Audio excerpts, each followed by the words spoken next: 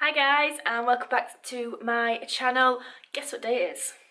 It's Tuesday, and that means that it's exactly 3 weeks since I had my op.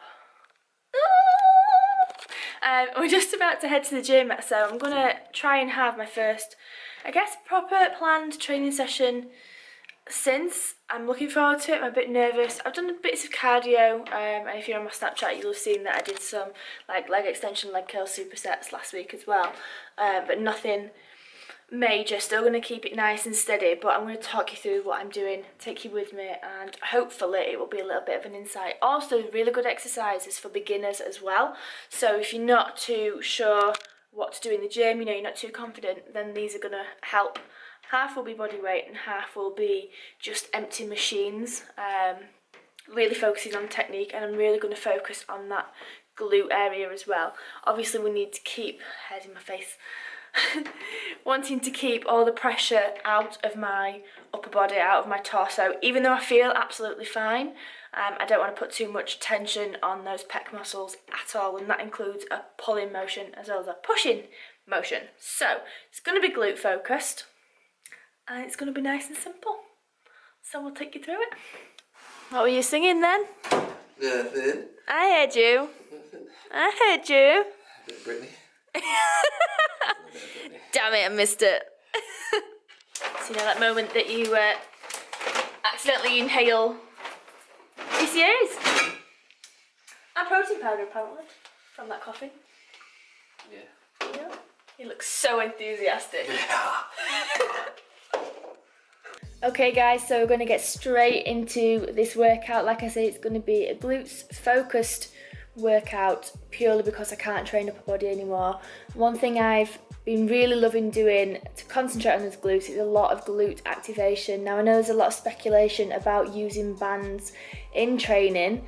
I think it's personal preference, but here I'm doing some kickbacks. Now my foot is turned out, so you want to think heel and little baby pinky toe pointing to the ceiling, and on each kickback you want to almost pause for a split second and really feel those glutes contracting. So you're going to do a full set of 15 repetitions on either side, and then you're going to change legs and double speed, so almost like a pulse on each leg, squeezing those glutes. Going straight into some side step squats. I don't know what these are called really, but they really work, and you can feel the burn. So you're going from a narrow to a sumo squat and then back in again on either side. Again, 10 reps, and you're going to do this 3 to 4 sets. If done properly, you should really feel those glutes burn. As you can see there, it really does work. Now your first exercise is going to be a superset. We're going to do unilateral leg press, as you can see here. So that's a single leg press moving into a sumo or high and wide leg press. So 15 repetitions on each leg, making sure you're pushing through that heel, and you're not going to let your hips come off that bench, so lying back flat. Keep your core nice and tight so your lower back is against the bench, and on each repetition making sure that you're pushing through the heel without locking that knee out. Make sure you control that machine as well, moving your feet up as high as you can. Now this Cybex machine is the perfect, for me, the perfect angle, and it's almost on an arc, so you can really get that squeeze in your glutes and hamstrings. If your feet are high enough, you will feel it in those areas rather than your quads, which is what we want.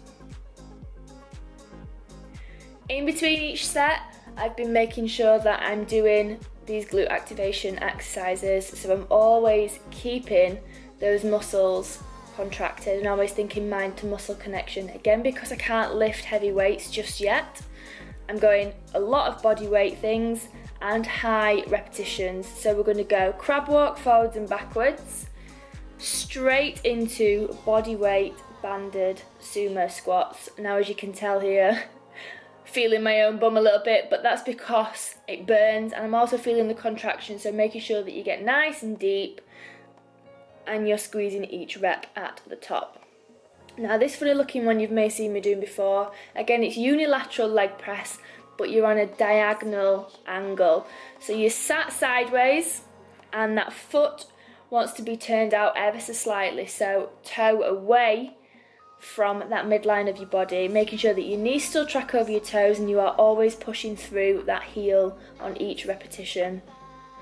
Moving on again, we're going into Bulgarian split squats. So the difference between this and a normal lunge is that your back leg is going to be lifted. You can do it on a step, you can get a bench, but trust me, these burn. If you want to add in a little bit of weight, you can either use a barbell or you could use dumbbells in either hand. Just make sure you get your balance. It's always handy to stand next to something just in case you do lose it a little bit. But again, making sure that front knee doesn't track over this front of your toes. You're always going to push through that heel, and you're keeping everything in line, chest up as well, and making sure that you're dropping that back knee down. Now the final superset, as you can see, are step ups and BOSU lunges. You can do these on a step, but yeah, my step got taken halfway through. So I'm using a nice high platform. That just means that it's working my legs a little bit harder. So I would usually do them a little bit lower and hold the dumbbell in either hand. But for the sake of this workout and for the next few weeks, I will be keeping it nice and high, making sure that you are pushing through that front leg rather than bouncing off of your back leg. So all the work wants to be in your front leg. No rest in between that, and you're going to go straight onto either BOSU, which is harder. As you can see, I can't quite keep my balance.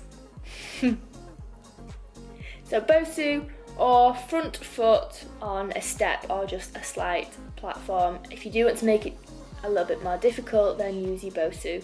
Again, weight through that heel, and what the BOSU ball is going to do is just create a little bit more of an unstable